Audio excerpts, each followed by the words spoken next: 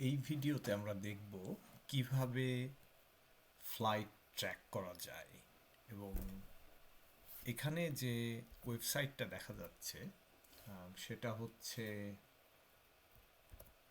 flightradar24.com flightradar24.com। আপনি চাইলে গুগলে যেতে পারেন, যে আপনি সার্চ দিতে পারেন live flight tracker, free add করতে পারেন। এখানে আপনি দেখবেন অনেক লিঙ্ক এসেছে, আপনি ইচ্ছামতো অন্যগুলোতেও ট্রাই করতে পারেন।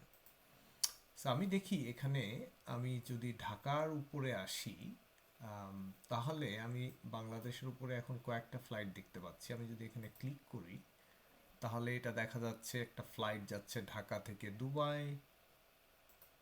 এখানে যদি যাই তাহলে এখানে একটা ফ্লাইট দেখা যাচ্ছে যেটা যতদূর সম্ভব এটা চায়না থেকে আসছে, টু ঢাকা। এইখানে একটা ইন্টারেস্টিং ফ্লাইট দেখা যাচ্ছে যেটা দিল্লি থেকে ঢাকা আসছে এবং এটা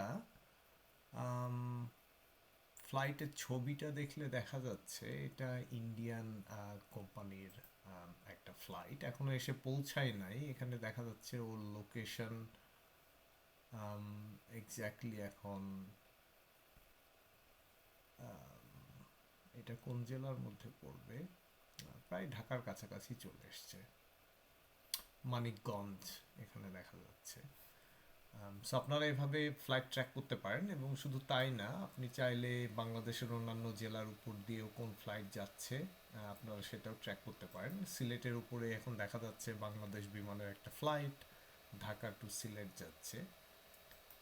সো এইভাবে আপনারা ফ্লাইট ট্র্যাক করতে পারেন।